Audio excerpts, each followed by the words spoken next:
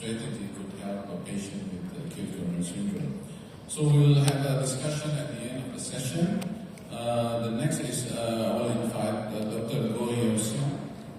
He's a senior interventional cardiologist from Singapore, who will talk about the invasive strategy in elderly AMI patients, a necessity or a risky gamble. Please, Dr. Goh. Good morning, ladies and gentlemen. Thanks to the organizer for the invite to present a talk. This IVD second of body. Task of the talk on the invasive strategy in the elderly patients. Is it a necessity or a risky gamble? Actually, it's both. So I'll try to see why I say that. Okay, to start off, I would like to show you two cases. First one is Mr. L. He's 87 years old, full heart risk factors and previous PCI 8 years ago.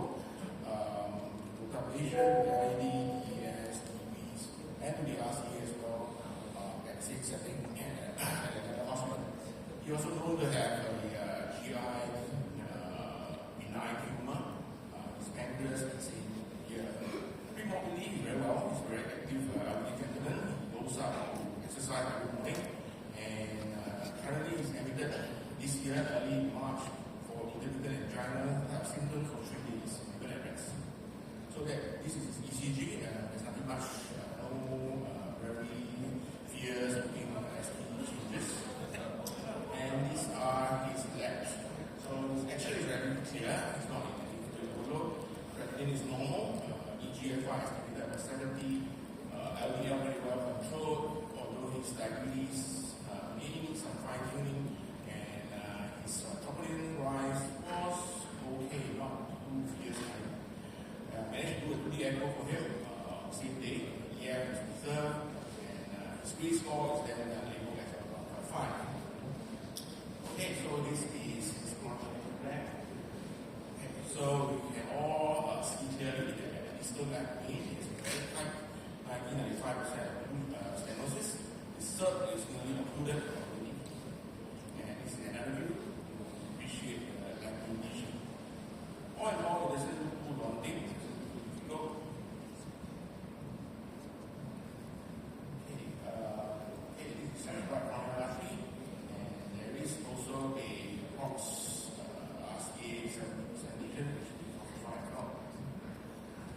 So this is where the diagnostic care was done and taken off the table for further discussion.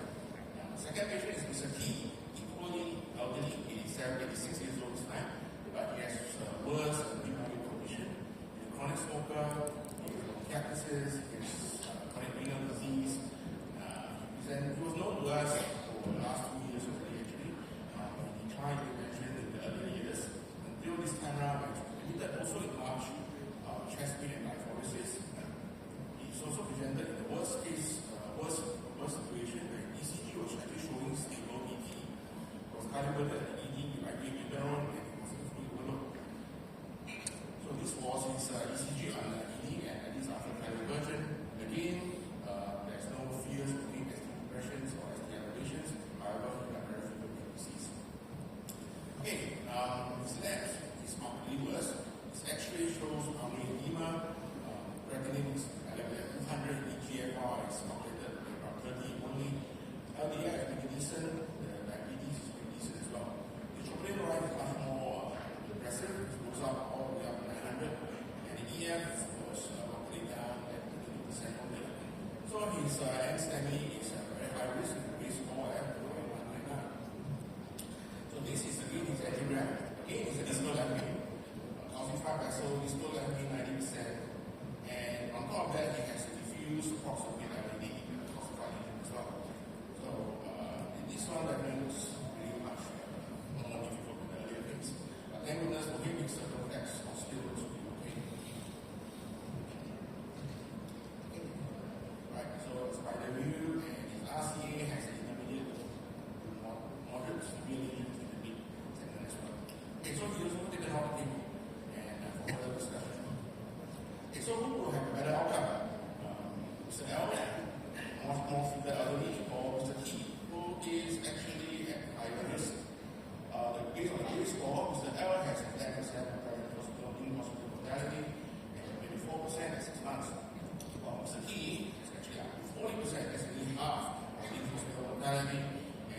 70% in 6 months. Okay, so which one of them will do better? Or both will do as well, or both will not do well at all? So let's go on now to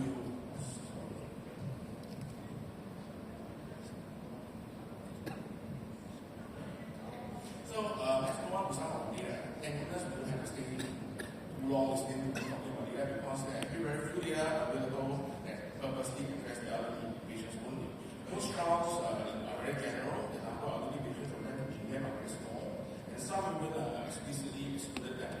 So the guidelines in ACC and ESC are relatively short as well. And we do know that elderly patients are different. Younger ones, their mind and cognitive function are lower. They may have been more frail as well. Actually, in terms of polypharmacy, and also their goals and aspirations in life are longer, same as the elderly younger. So there have been few data, not many, published over the years. This is some of them here. In order to summarize them, put up this table. Okay, so way back in the year 2001, time trial was published in Lancet. It's an RCT elderly patients, and it shows that intervention can lower the MACE rate in the elderly patients. And it's quite marked, different between 19% and 49%. There's a registry subsequently in the year 2002 in Canada, the study, and it also shows that this study is a little bit different because they tend to stratify the patient according to age, whether they're more than 80, 70 to 79, or less than 70.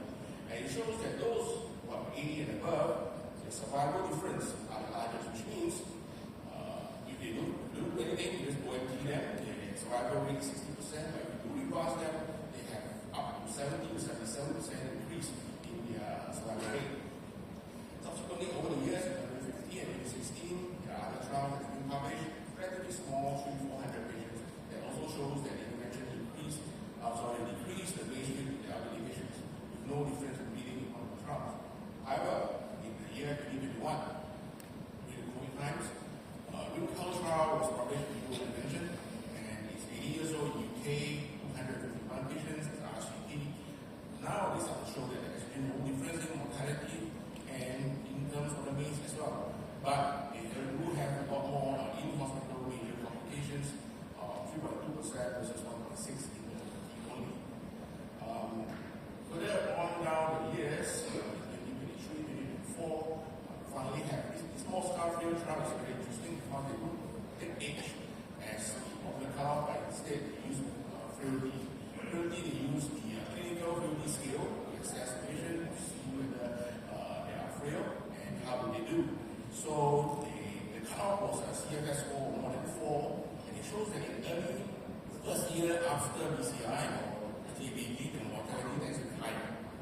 However, as after the first year, that's where the gain in lifespan increase. So it shows that there are some patients who are very frail and they tend not to do well when we try to intervene in them. But however, if they do survive it, they live longer.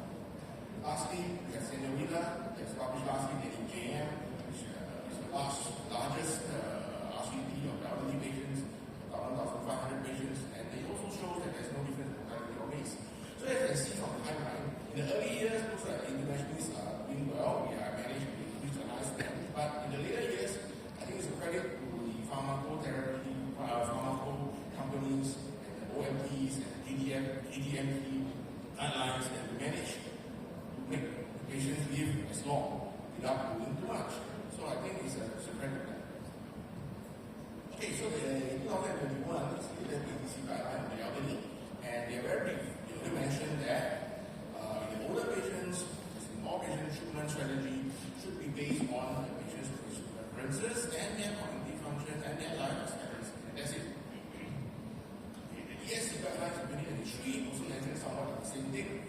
They do, however, recommend that we should treat them, treat the elderly patients as how we treat younger ones, but we must be very mindful of their comorbidities, their frailty, and cognitive function.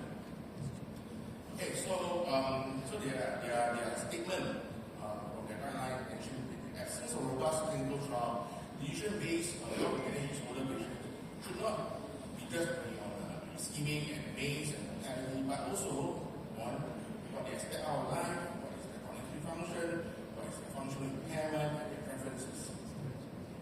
Let's keep this, I think, just time. Okay, so among all the scales that we scores that we've been using, actually one that we never seldom ever use is this one, the critical theory score at the bottom here. Okay, this is actually a scale that we developed in Canada, and used to scale, used to evaluate the patient's frailty from 1 to 9.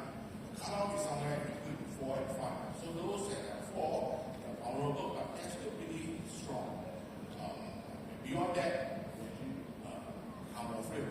Okay, now back to our case, Mr. Bell is a key. After what I've done so far, and a couple more things.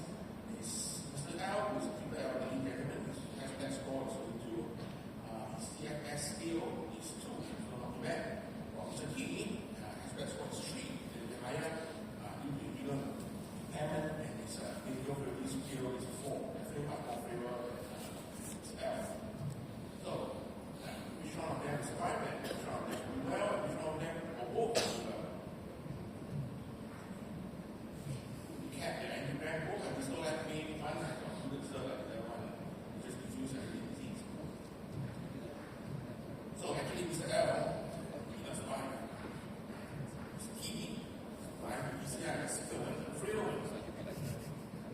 So you see, this is the international confidence, it's not 60 something. So this is international confidence. It's done regularly in IDT inside group of tomorrow, this is called. The EU guide, why you're down. So initial balloon over, it's really okay in the IDT, but the left main and this posterior IDT is not open fully. So I go for a roller, 1.25 burn, still left main, followed by further down to the IDT. So after that, the NC small flex scoring balloon can be used, and it can actually pass down the blood really well.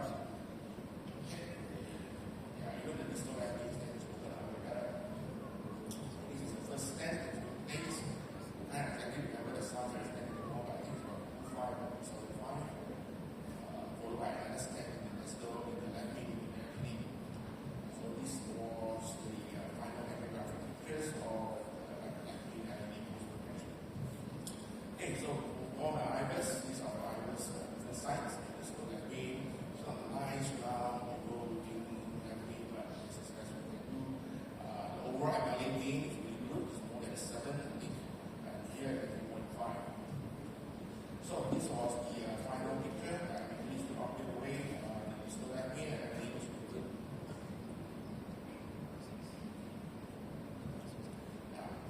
So what happened to Mr. L then?